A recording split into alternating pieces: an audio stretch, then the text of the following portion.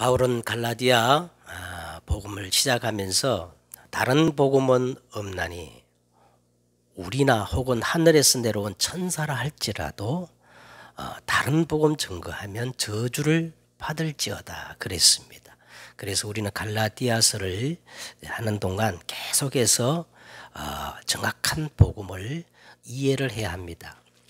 천지와 만물을 창조하신 하나님이 우리 인간을 창조하셨습니다. 하나님은 원래 인간은 하나님의 형상과 모양대로 지음받은 복받은 존재입니다. 하나님은 유일하게 우리 인간에게만 언약의 말씀을 주셨습니다. 그런데 옛뱀 마귀에게 속았습니다. 하나님 말씀을 불순종하는 죄를 범하였습니다. 그 결과 생명의 근원 되신 하나님을 영원히 떠나게 된 겁니다. 하나님을 떠난 인간의 근본 상태는 허물과 죄로 지금 죽어 있는 상태입니다.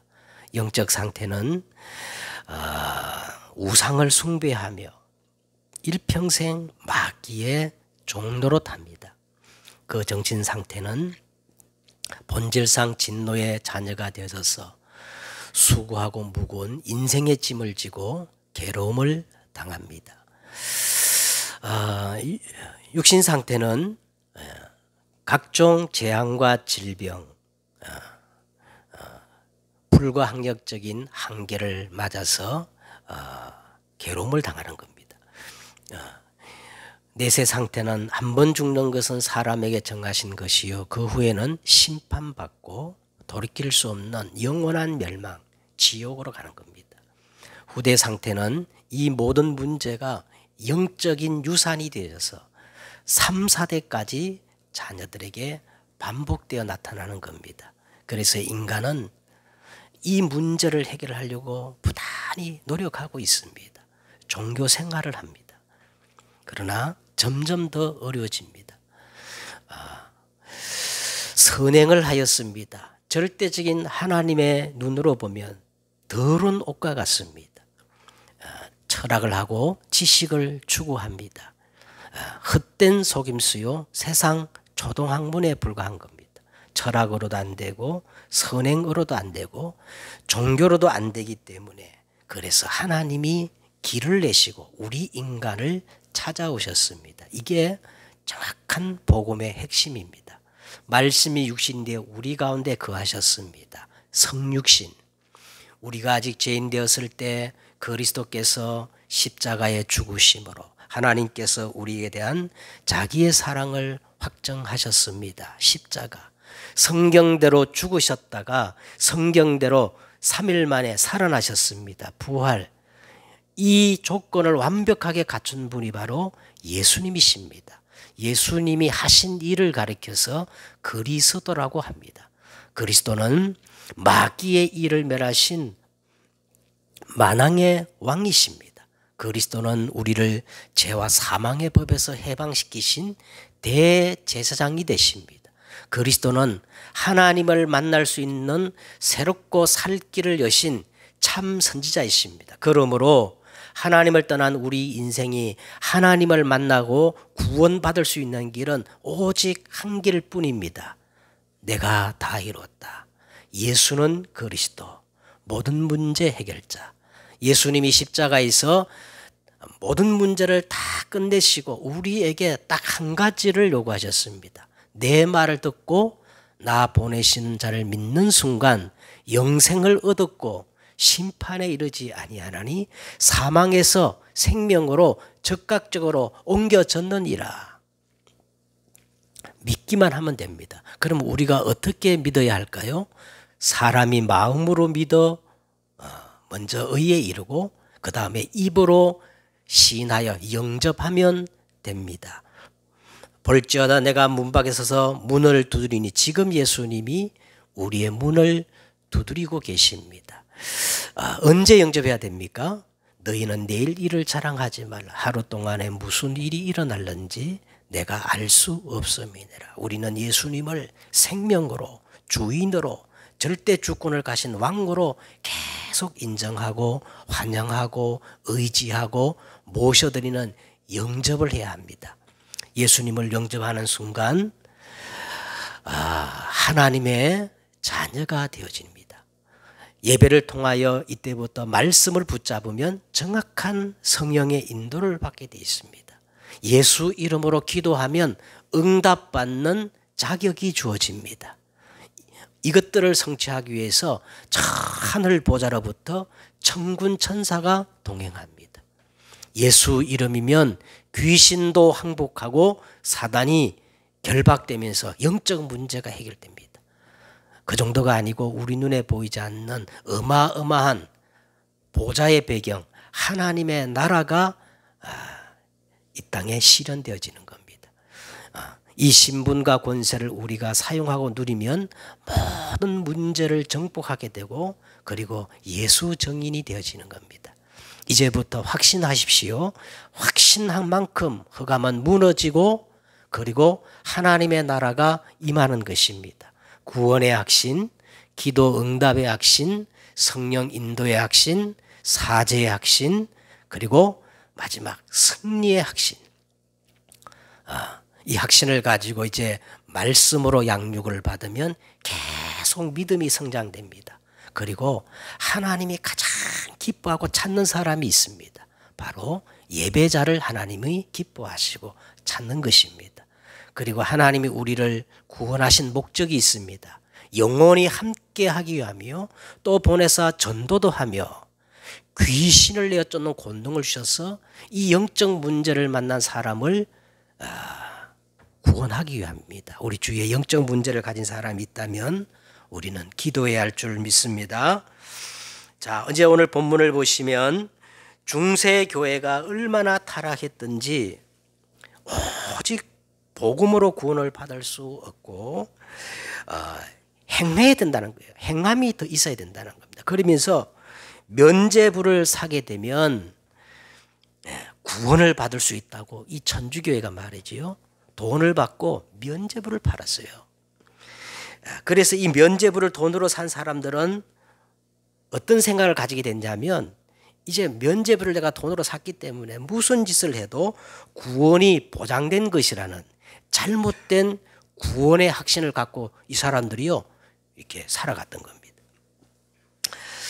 이런 중세 암흑기를 완전히 뒤집어 놓는 새로운 역사가 일어났는데 이 새로운 역사의 그 기폭제가 뭐냐면 바로 흑사병입니다.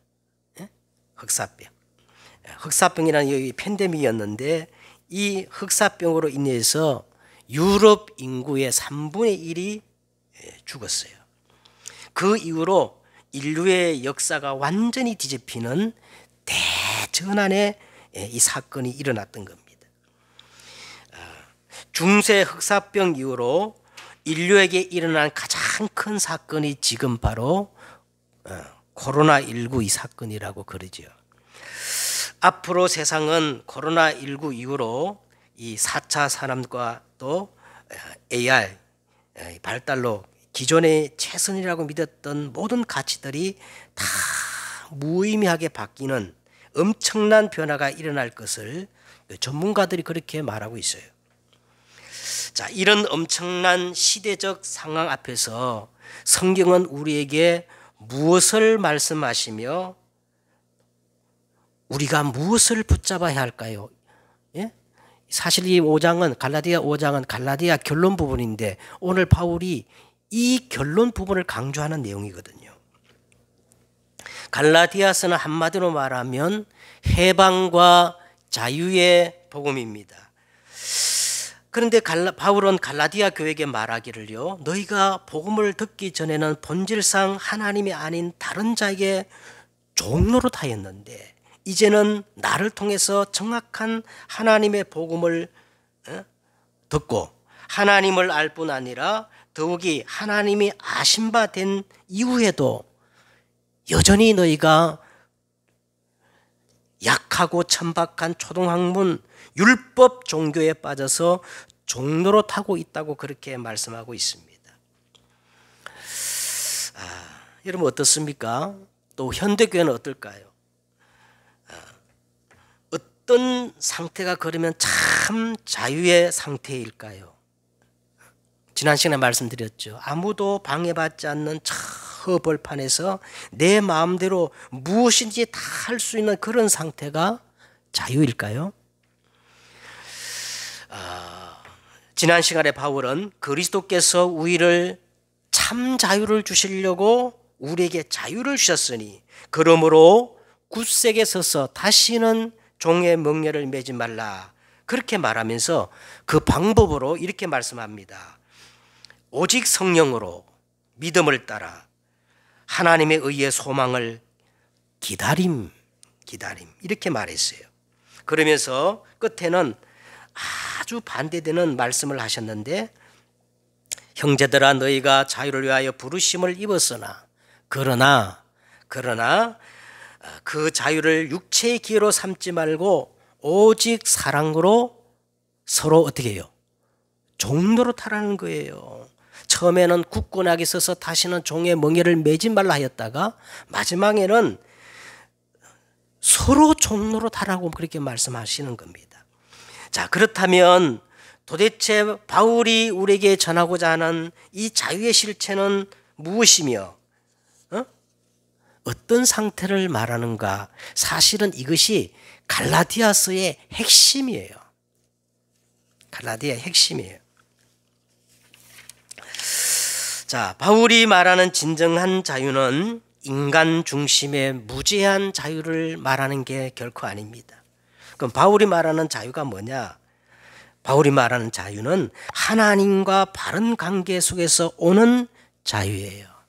나무는 땅에 뿌리를 두고 살아야 되고 물고기는 물에서 살 때 참 자유와 행복이 보장되듯이 영적 존재 우리 인간은 창조주가 되시고 생명의 근원 되시며 우리 인생의 참 주인 되시는 하나님을 떠나서는 어떤 상황 조건에서도 자유할 수가 없어요. 인간은 하나님을 만나고 하나님과 함께 할 때만이 비로소 진정한 자유, 절대적인 행복이 주어지는 겁니다. 자, 그래서 이 자유는 생명적 축복인 하나님의 자녀의 신분과 권세를 누릴 때 오는 자유예요. 불가항력적인 은혜로 주어지는 오직 사랑 안에서 주어지는 자유입니다. 이 영적인 생명이 바로 오늘 본문에 7번이나 강조되어져요. 이 영적 생명, 그게 누굽니까? 이 영적 생명이 뭐지요? 성령이라는 겁니다. 성령. 그러므로 진정한 자유는 오직 성령 안에서 주어지는 자유. 이것이 바울이 말하는 자유의 핵심입니다. 그래서 오늘 18절에 보세요. 너희가 만일 성령의 인도하시는 바가 되면 율법 아래 있지 아니하고 어떻게 해요? 자유하리라. 할렐루야. 그래서 성령은 우리의 모든 묶인 것을 푸시는 자유하는 영이십니다. 바울이 갈라디아 결론 부분으로 오늘 5장에 들어오면서 계속해서 아들과 종, 율법과 자유, 이와 같은 맥락으로요, 오늘 육체의 소욕과 성령의 일에 대해서 말씀하고 있는 겁니다. 그래서 오늘 제목이 육체의 소욕과 성령의 일인데, 이 구조는 유독 갈라디아에서만 말하는 그런 구조가 아니라 사실은 성경 전체에 흐르는 아주 중요한 구조예요.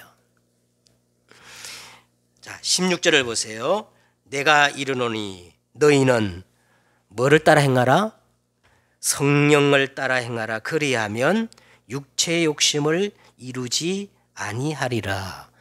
우리가 성령에 대해서는 많은 설교를 들었기 때문에 어느 정도 감이 옵니다. 그러나 오늘 바울이 말하는 육체의 소욕, 육체의 일이란 과연 뭘까?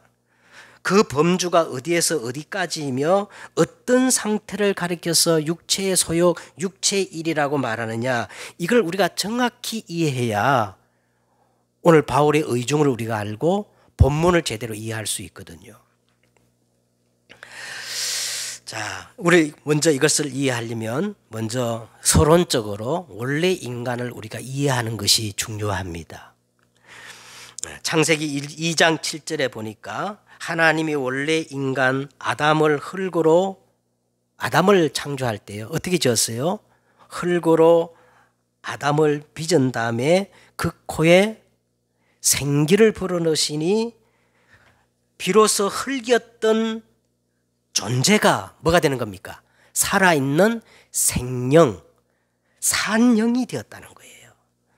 자, 이것을 가리켜서 창세기 1장 27절에 보면 하나님이 자기 형상 곧 하나님의 형상대로 사람을 창조하시되 하나님으로부터 직접 부여받은 생명, 이걸 가리켜서 산영이라 하면서 뭐라고 그럽니까?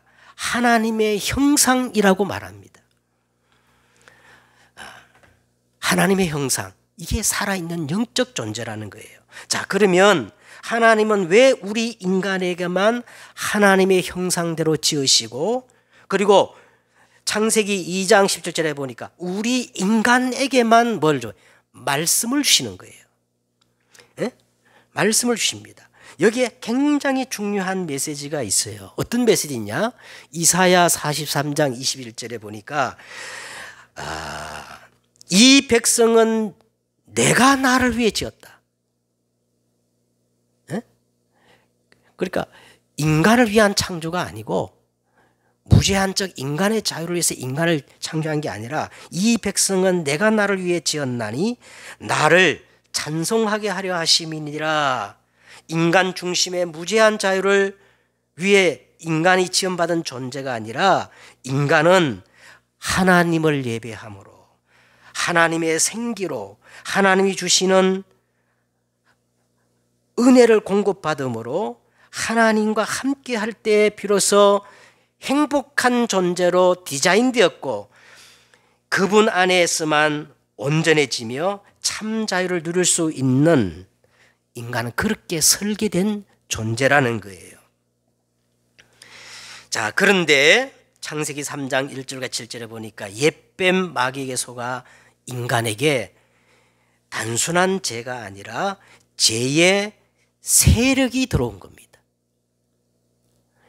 이건 개인에게서 끝나는 게 아니라 계속 그 이후에 아담 이후로 태어나는 모든 인간에게는 본성적으로 원죄를 가진 타락한 존재가 되어버린 것입니다.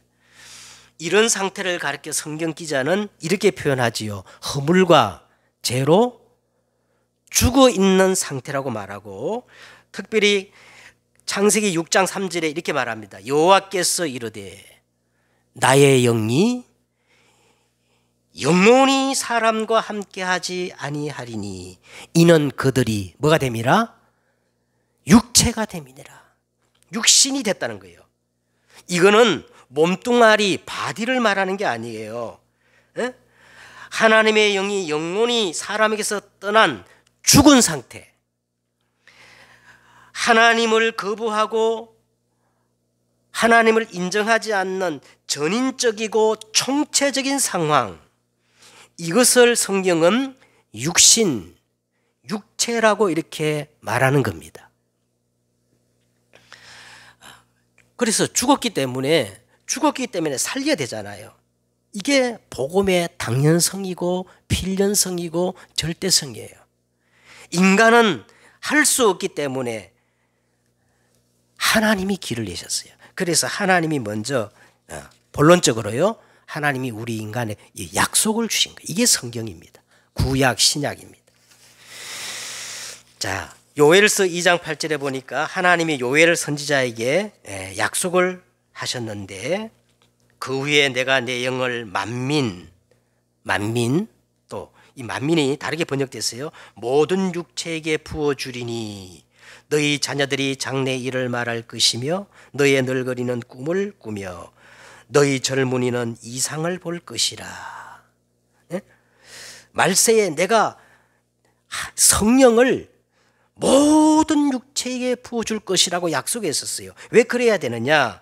원래 인간에게 부어주었던 생기가 떠나서 죽은 상태가 되었기 때문에 그래요. 그래서 우리를 다시 살리려고 이제 신약에 넘어와서 그리스도가 오신 겁니다. 이 그리스도인 예수님께서 이렇게 또 약속을 하셨어요. 요한복음 14장 16절, 17절 그리고 26절에 이렇게 약속하셨습니다. 내가 아버지께 구하겠으니, 누가 아버지께 구하겠으니? 예수님이 아버지께 구하겠다는 거예요. 내가 아버지께 구하겠으니 그가 따로 또 다른 보혜사를 너희에게 주사. 언제까지?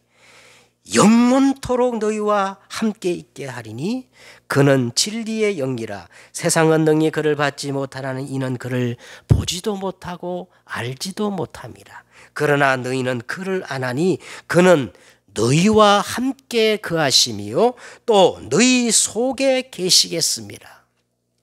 보혜사 곧 아버지께서 내 이름으로 보내실 성령, 그가 너희에게 모든 것을 가르치시고 내가 너에게 말한 모든 것들을 어떻게 해요?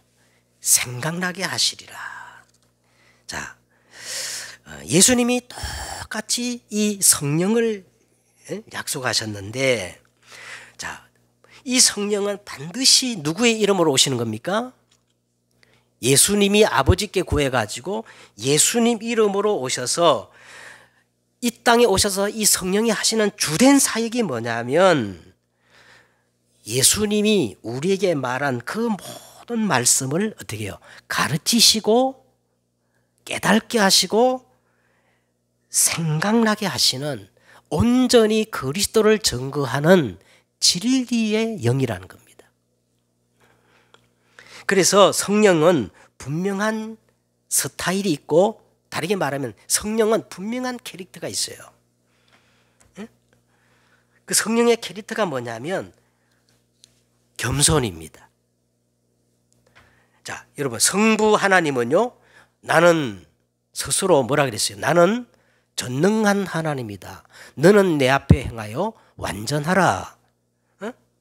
자기를 나타내시는 분이에요. 또 성자 예수님도 내가 곧 길이요 진리요 생명이니 나로 말미암지는 아버지께로 올 자가 없다.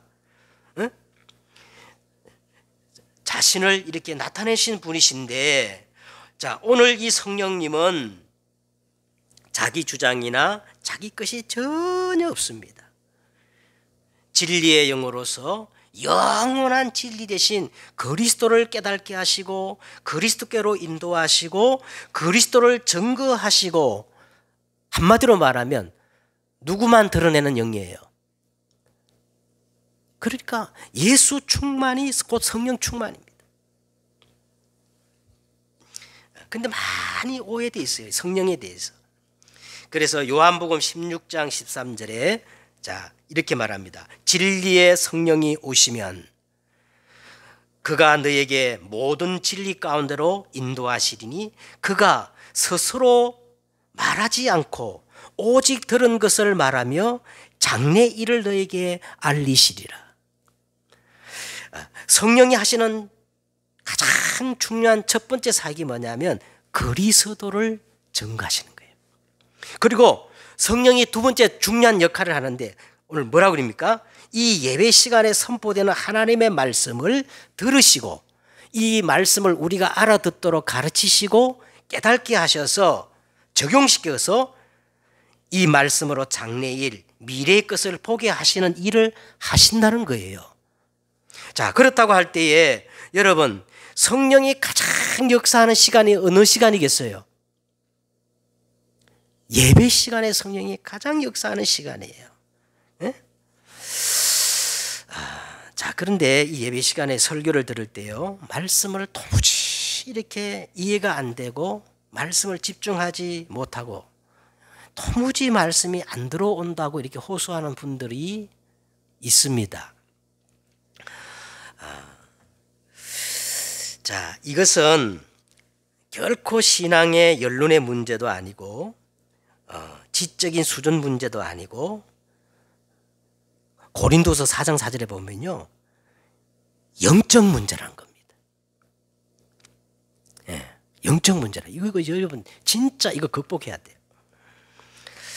이제 우리 어머니는 강원도 아주 산골에서 태어나가지고 학교를 한 번도 가본 적이 없는 진짜 무식한 그런 분이었습니다. 근데 이분이 복음을 받고 하나님의 말씀을 너무 사모하다가 어느 날 눈이 열린 거예요.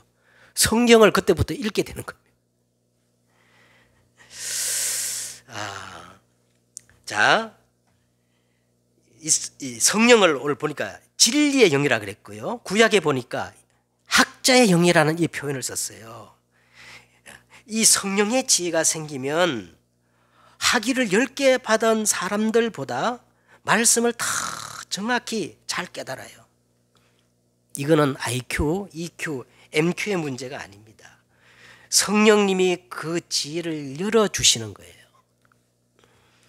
자, 그래서 우리는 이 예배를 드릴 때나 말씀을 읽을 때, 들을 때 꼭 먼저 기도해야 할 것이 있어요. 그게 뭐냐면 성령님, 이 시간에 내 마음속에 내주하셔서 나를 미혹해 하고 혼미케 하는 이 흑암 세력을 결박해 주옵시고, 그리고 모든 집착과 잡념을 막아주시며 오직 성령의 음성에 집중할 수 있도록 저를 도와주십시오. 이 기도를 우리는 반드시 해야 하는 겁니다. 자, 이렇게 해서 성령이 우리에게 오시는데, 자, 요한복음 20장 19절과 22절에 보면 성령이 우리에게 오시는데 결코 그냥 오시는 게 아니에요. 이 성령은 쉽게 말하면 말 그대로 거룩한 영이에요. 거룩한 영이기 때문에 우리 속에 원죄, 자범죄, 조상의 죄, 이 죄의 문제가 그대로 있으면 절대 우리 속에 들어올 수 없는 분이에요. 그러면 이 죄와 이 원죄, 자범죄, 이 죄 문제를 어떻게 해결해야 됩니까? 해결할 수 없기 때문에 그리스도가 오셔서 십자가에 죽으시고 부활하신 겁니다. 그래서 예수님이 이 땅에 오셔서 하나님 보좌로 가셔야만 예수님이 그 이름으로 보혜사 성령을 보내주신다고 했거든요. 그래서 예수님이 십자가를 통해서 이제 다 이뤘다, 십자가에 죽으셨는데 이 제자들 그리고 무리들이 다 흩어지고 그 몇몇 제자들이 간신히 어떤 집에 모여가지고 두려움으로 이게 떨고 있을 때 예수님이 그곳에 나타나셔가지고 그 첫 마디가 뭡니까?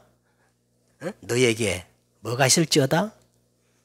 평강이 있을지어다 하시고 여기서 아주 중요한 말씀을 하는 겁니다.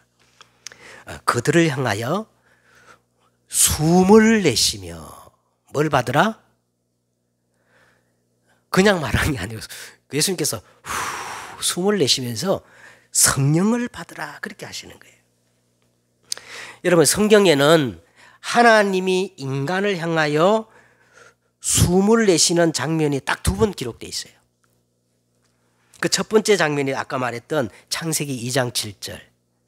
하나님이 땅에 흙으로 사람을 지으시고 그 코에 생기를 불어넣으시니 사람이 생명이 된지라. 그런데 인간이 하나님을 떠나고 그 영이 죽었잖아요. 그 2번째 장면이 바로 오늘 요한복음 20장 22절에 나오는데 그를 향하여 숨을 내쉬며 이르시되 성령을 받으라 하시는 장면입니다. 첫째 장면은 우리 인간의 원창조였다면 오늘 이 2번째 사건은 뭐예요? 바로 재창조의 역사인 겁니다. 성령은 바로 재창조의 영이신 겁니다. 그런즉 누구든지 그리스도 예수 안에 있으면 새로운 피조물이라 보라 이전 것은 지나갔으니 어떻게 해요? 새 것이 되었도다. 그러므로 기독교는요 결코 인간을 개선시키거나 정진시키거나 수리하고 고치는 종교가 절대 아니에요. 우리는 아무리 노력하고 고쳐도 안 되는 그런 존재입니다. 그래서 오늘 24절에 보세요. 24절 이건 외우시기 바랍니다. 24절 다 같이 하겠습니다. 시작. 그리스도 예수의 사람들은 어떻게 해요? 육체와 함께 그 정욕과 탐심을 십자가에 못 박은 사람들이다. 십자가에 같이 꽁꽁 묶어서 예수님과 같이 죽어서 부활하심으로 다시 살리는 재창조의 역사를 일으키는 것이 기독교의 본질입니다. 이렇게 해서 약속하신 성령이 나오는데 드디어 사도행전 1장 6절과 8절에 예수님이 부활하시고 40일 동안 제자들에게 설명하시면서 성천 직전에 마지막 메시지와 미션을 주시는 겁니다. 예루살렘을 떠나지 말고, 이게 뭐예요? 다른 것부터 하지 말라는 거예요. 그럼 뭐부터 하느냐? 내게 들은 바 아버지께서 약속하신 성령을 기다리라. 요한은 물로 세례를 베풀었으나 너희는 몇 날이 못되어 성령으로 세례를 받으리라. 오직 성령이 너희에게 임하시면 너희가 권능을 받고 예루살렘, 온 유다, 사마리아 땅끝까지 이르러 내 증인이 되리라. 자, 오직 성령이 너희에게 임하시면, 이걸 가리켜서 우리는 뭐라 그러냐? 영적 서밋이라 그럽니다. 영적 서밋이 되면 반드시 두 가지 현상이 나타나는데 뭐예요? 위로부터 뭐를 받는다는 거예요? 다른 힘, 권능이 임한다는 거예요. 그래서 끝까지 뭐가 된다는 겁니까? 그리스도의 증인이 된다고 그렇게 말씀하신 겁니다. 이것이 이 코로나19로 인한 재앙받은 이 시대에 하나님께서 우리에게 주신 시대적 사명입니다.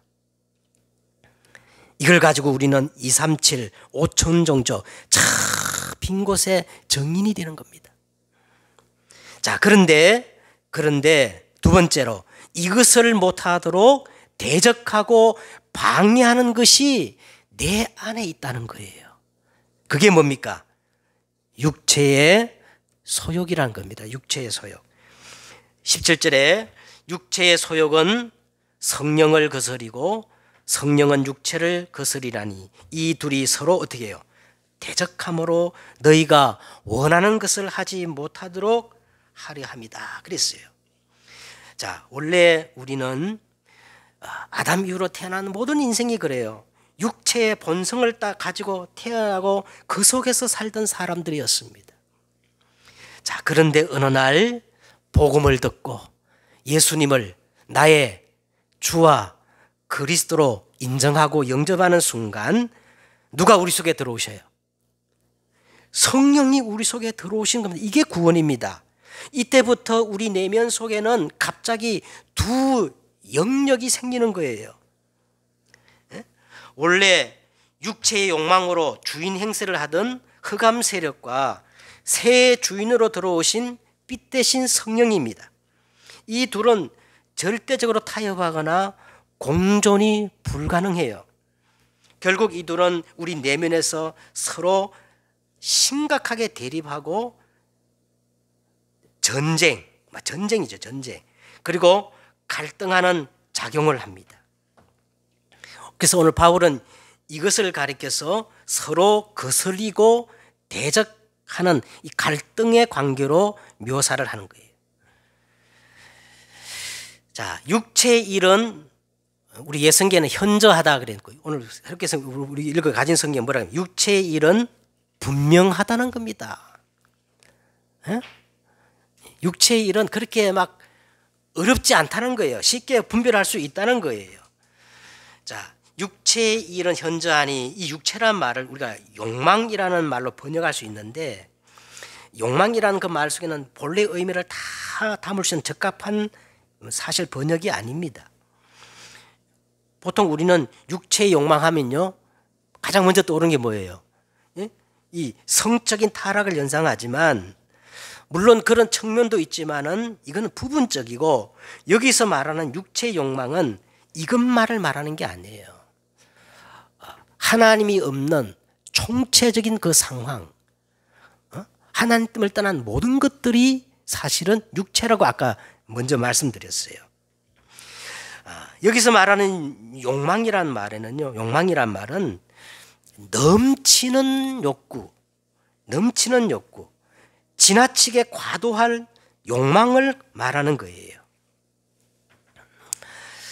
티모시 켈리라는 분이 오늘 이 대목을 설명을 했는데 아주 공감이 가는 그런 설명을 했습니다.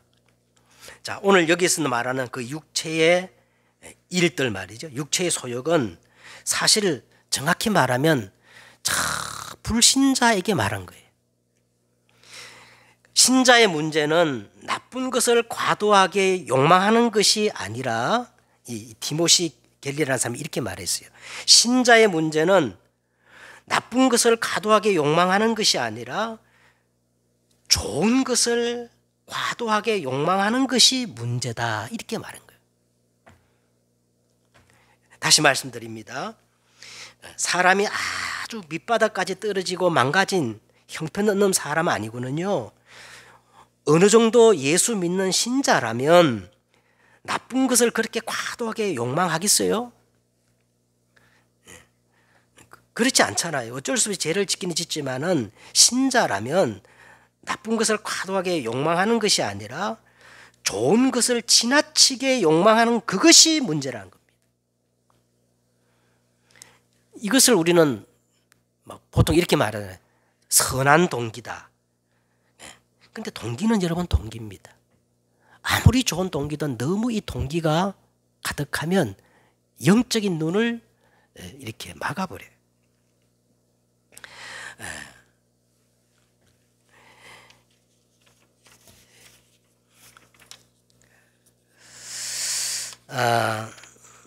자, 바울이 여기서 이제 자기의 과거 모습을 비교하면서 이렇게 소개하는 내용이 로마서 10장에 나옵니다.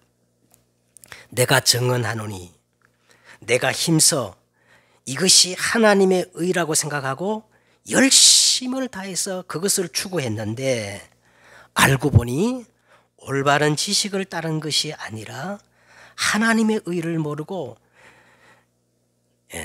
자기의 의를 세우려고 힘써 하나님의 의에 복종하지 아니하였느니라고 그렇게 바울이 고백하고 있는 겁니다.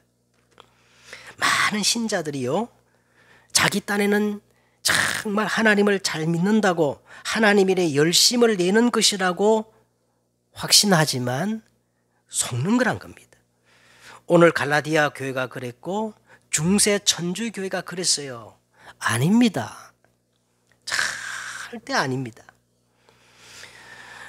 대부분 교회에서 일어나는 문제는 교회를 전면적으로 대적하고 반대해서 일어나는 문제가 아니에요. 그런 경우는 거의 없어요.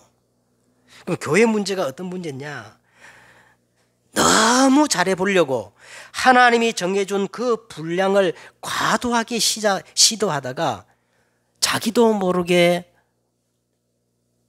종교에 빠지고 우상 숭배가 되어버린 거예요. 한 가지 예를 들게요. 구약에 보세요.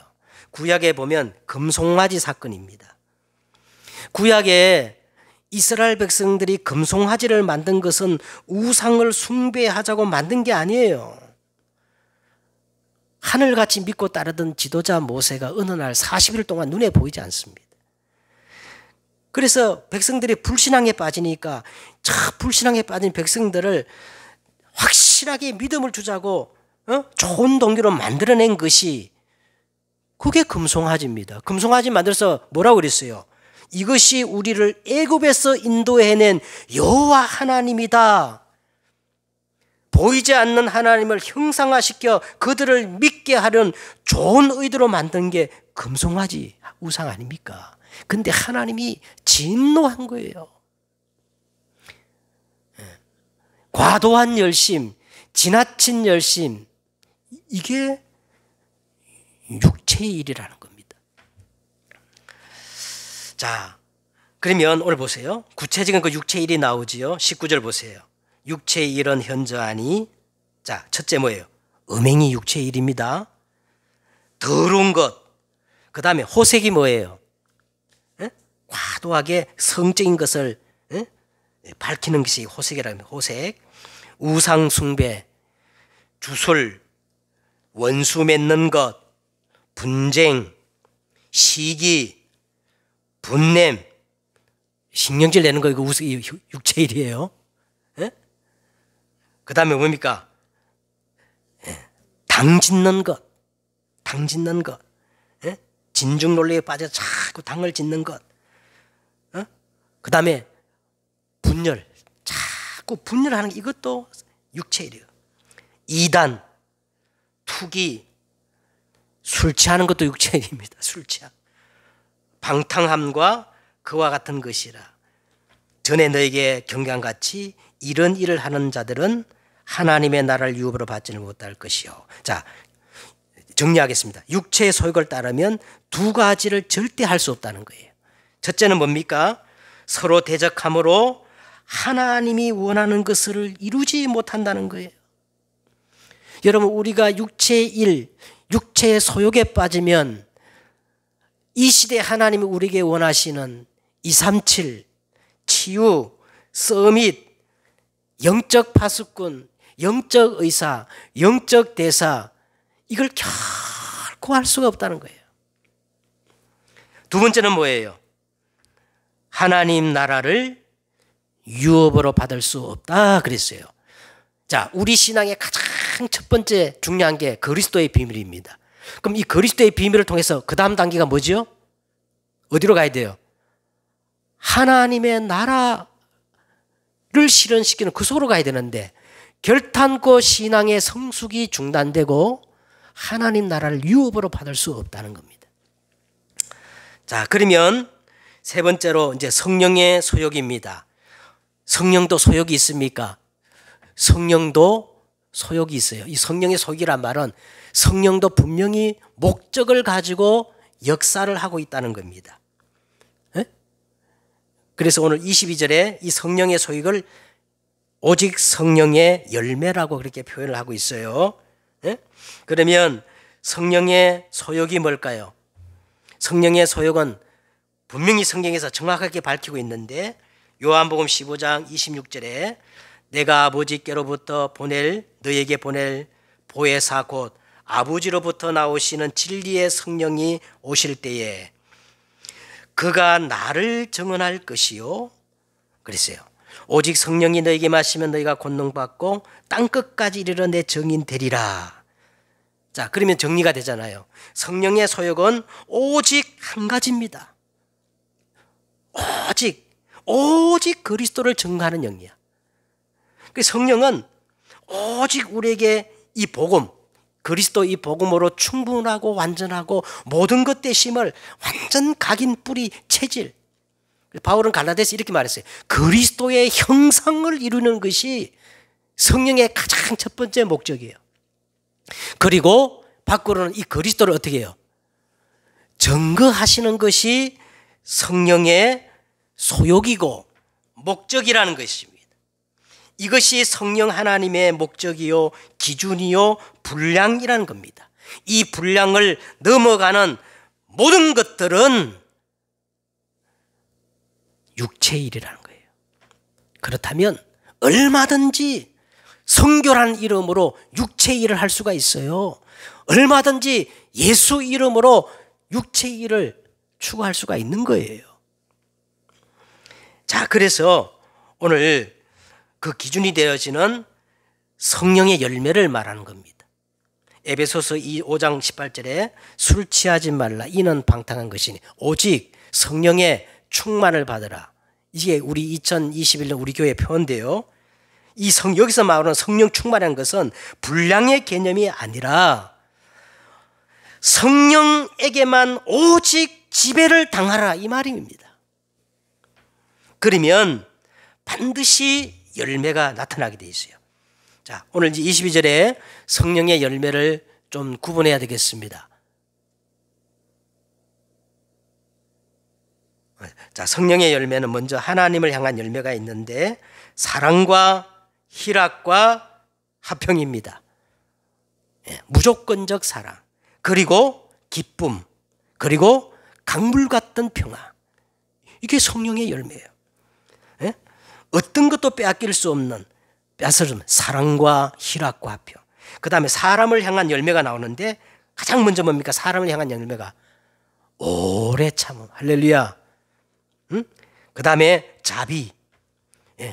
자비. 모든 것을 양보할 수 있어요. 그리고 이 양선이라는 말이 나오는데 이 양선은 달란트입니다. 하나님께서 주신 나만의 달란트, 양선. 그 다음에 자기를 향한 열매가 나오는데 충성, 온유, 절제. 마지막이 뭐죠? 절제, 이것이 금지할 법이 없다. 그렇게 말씀을 하고 있습니다. 자, 이제 우리 결론을 맺겠습니다. 코로나19로 인해서 하나님은 우리에게 시대적 요청과 해답을 붙잡으라는 메시지가 있습니다. 그게 뭘까요? 한마디로 말하면 영적 서밋이 되는 거예요. 오직 성령 충만한 영적 서밋이 하나님은 이 마지막에 우리에게 약속하신 시대적 요청이요 미션인 겁니다. 자, 렘넌트 7명을 보세요. 시대의 흐름을 바꿨던 모든 렘넌트의 흐름, 렘넌트를 보면 창세기 41장 38절 요셉 보세요. 여호와의 신이 이렇게 감동된 사람을 우리가 어찌 찾을 수 있으리요. 모세를 보세요. 민수기 12장 3절에 보니까 이 사람 모세는 그 온유함이 지면의 모든 사람보다 더하더라. 다윗을 한번 보세요. 사무엘이 다윗에게 기름을 부었더니 이날 이후로 여호와의 신이 다윗에게 크게 감동되니라. 열왕기하 2장 9절에 보니까 엘리사를 보세요. 엘리사가 이르되 당신의 성령이 하시는 역사가 내게 갑절이나 있게 하여 주옵소서. 자, 그래서 오늘 읽었던 본문 이 갈라디아서에는요 무려 7번이나 집중적으로 성령이라는 단어가 나와요. 16절에 성령을 따라 행하라. 18절에 성령의 인도하시는 바가 되면, 22절에 오직 성령의 열매는 이걸 금지할 법이 없다. 그리고 마지막 25절에 보니까 우리가 성령으로 살고 성령으로 행할지니. 자, 이것을 보고 한마디로 말하면 뭡니까? 영적 서밋의 축복이라 그럽니다. 이 응답을 회복하는 여러분 되시기를 주의 이름으로 축원됩니다. 기도하겠습니다. 하나님, 코로나19 이 재앙 시대에 하나님이 우리에게 요구하시는 시대적 요청과 메시지, 영적 서밋의 축복의 주역이 다 되어지게 하옵소서. 주 예수 그리스도의 이름으로 기도드렸사옵나이다. 아멘.